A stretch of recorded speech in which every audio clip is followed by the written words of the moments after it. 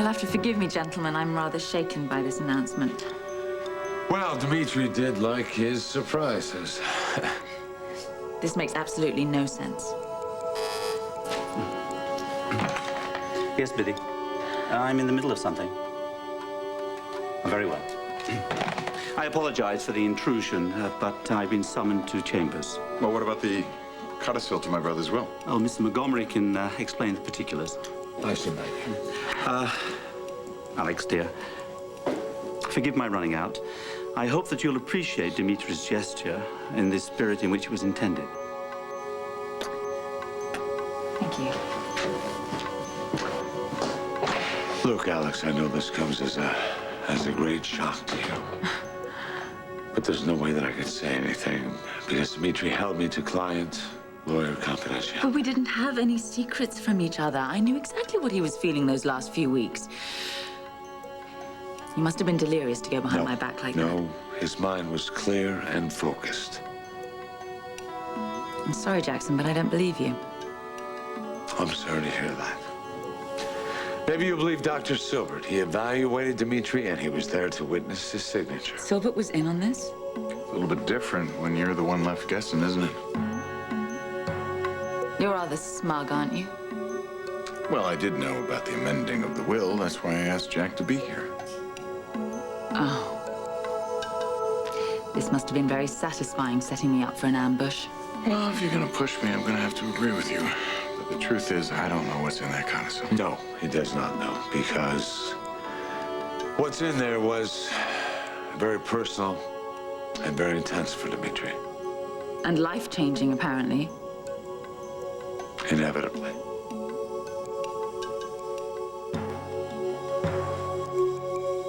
All right, go ahead. During the duration of his illness, Dmitri sold off a great deal of Merrick Industries. He sold it to various corporations and consortiums. Now, these sales netted millions, which were placed in an interest-bearing trust. The disbursement of this fund is addressed in this codicil. Go on. It was Dmitri's wish that a medical foundation be established. Its purpose, its mission statement, if you will, was to research causes and develop cures for rare diseases. Rare diseases? Jack, that's a little vague. Is that what Well, it says? the actual language is a little more specific and encompasses a variety of illnesses, most of them terminal. Ailments so rare that they're often passed over when it comes to funding for research. Dimitri's illness, he fell into that category. That's right. This isn't what I expected at all. I mean, this is exciting news. A foundation like that could save so many lives. Why would he feel that he had to keep that from me? I believe he felt that you may oppose his choice to head up this foundation. Oh, Edmund. No. You. Dmitri named you as foundation director. Edmund and I will serve as trustees on the board. But I'm not an administrator. I hate paperwork.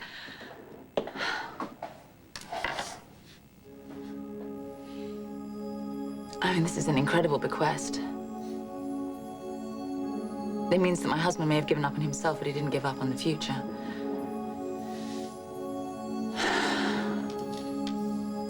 Well, if this really was his last wish, can't really be a coward about it, can I? Not when he went through so much.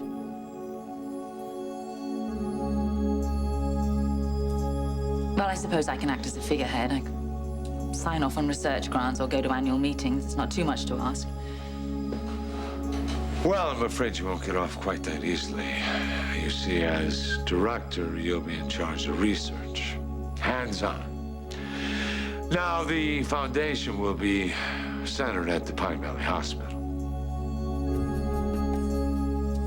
I'm never going back there. Well, of course, I can't force you. But it was Dimitri's dying wish.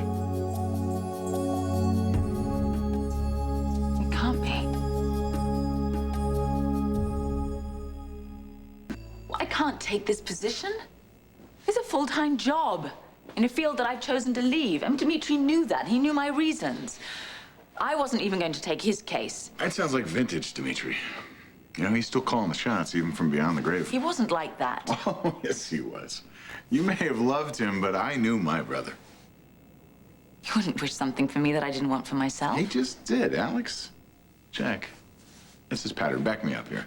He just strong-armed his way through life. Dmitri liked to live by his own rules, and he also liked to make sure that everybody else lived by those rules if he could. That might have been your experience of him, but I watched a man struggle with a disease that gave no quarter. He fought, yes, but he also accepted. Ultimately, perhaps on his own terms. But either way, he knew he'd lost. Alex, open up your eyes. He always had a plan B. He had that codicil. You know, it's my experience that bequests like this are an attempt by the dying to somehow stay connected to life. He will always be connected to me, with or without a codicil. You're fighting a losing battle, Alex. I know what you're feeling. You're feeling him pulling at your heartstrings, and it's maddening because if you defy his last wish, you're disrespecting his memory. Now, you know, I don't think you knew what it was like to be me for the last few months, but I think now you have a clue. I think you do. Dmitri chose my role, and now he's chosen yours. Now, is it cruel or is it kind? That's up for you to decide. I'm sorry for the interruption. Alex, has everything been explained to your satisfaction? You could say that. Well, there's just one more detail before we adjourn. Dmitri was a member of the Squires Club here in London. They need someone to go around to his rooms to collect his belongings. I'll go. Do what you can to get me out of this. I'll do whatever I can. Thank you. I appreciate it.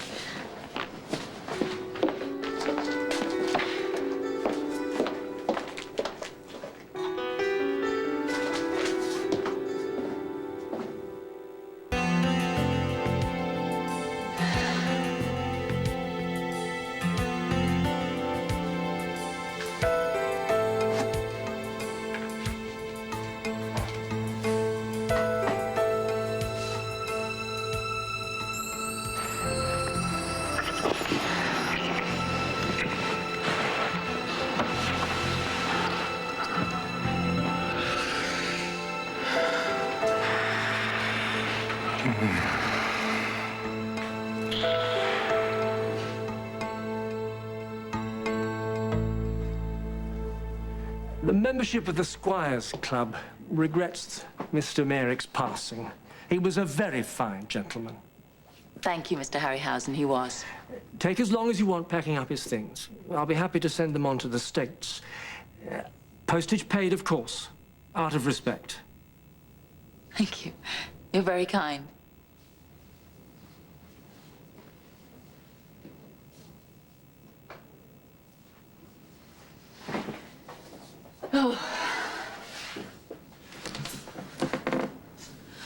Oh, that's still there. What are you talking about? No, it's the wisteria. It's still there. This past spring, it had so many flowers. It was just beautiful. Dmitri liked to stand here and look at it. He said it was a pale imitation of the one that grows up the side of the hunting lodge, though. Apparently, that one puts out so many blooms. It's like a wall of lavender. Well, he's right. You'll see for yourself next spring.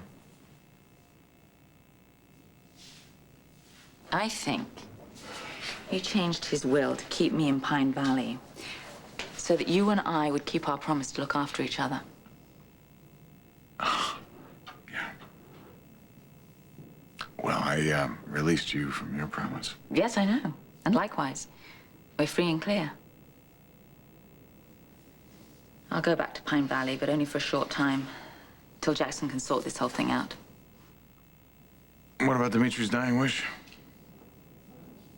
If he doesn't like it, he'll have to haunt me.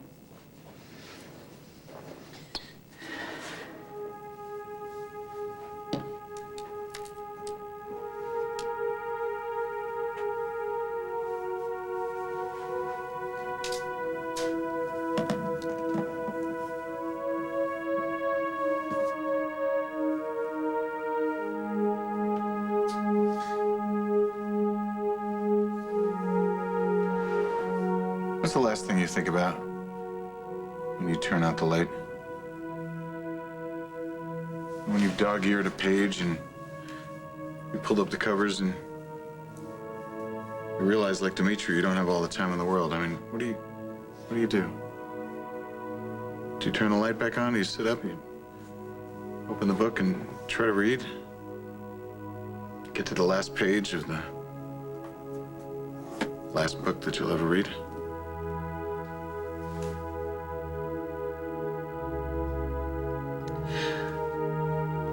When you get back there, will you tell Gillian and Eugenia that I'm staying at the Valley Inn?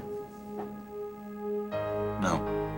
No, that's a mistake. I'm not gonna let you do that.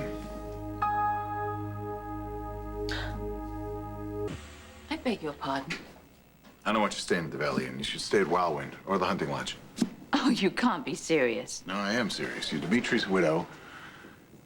And besides, Eugenia and Jillian, you'd hurt them if you distance yourself. I have no intention of distancing myself from them. Oh, this is just such an awkward situation. Well, it's gonna be more awkward if you stay at the Valley Inn. Look, just make the best of it. Your family, okay? Whether you like it or not. Yeah, whether we like it or not. Well, that'll be a neat trick if we can pull it off. Look, the point is, Dimitri is going to be very missed by Eugenia and Jillian, and they need you, okay? They do. I don't know why, but they do. They lost a lot of money, and maybe the will's gonna restore that, but nothing is gonna make up for their loss, so I will try to stay out of your way.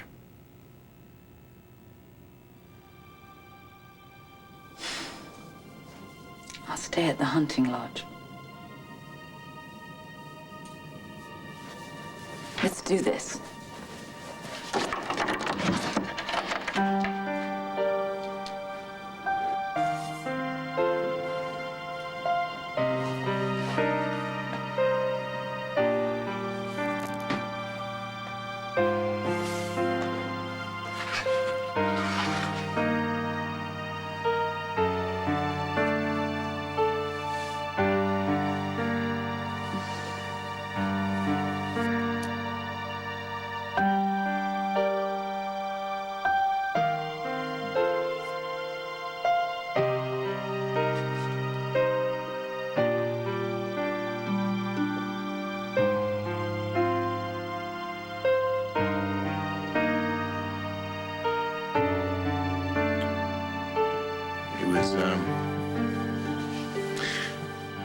He was as happy as I've seen him in this picture.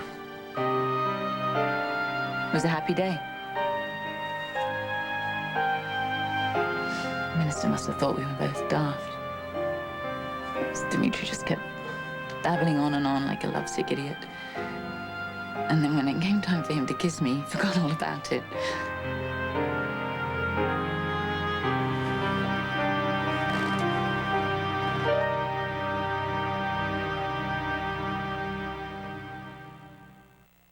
Sorry. All we do is apologize to each other. Yeah. I'm going to take these things, if that's all right with you. You can do whatever you like with the rest of it.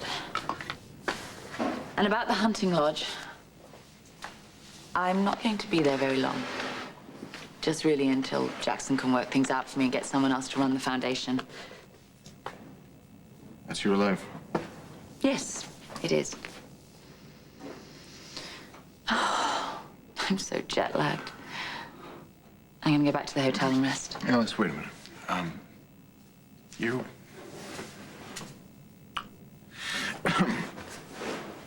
You've had a long day, and so have I. We're both whipped. Why don't you just come back with me and Jack on Dimitri's jet?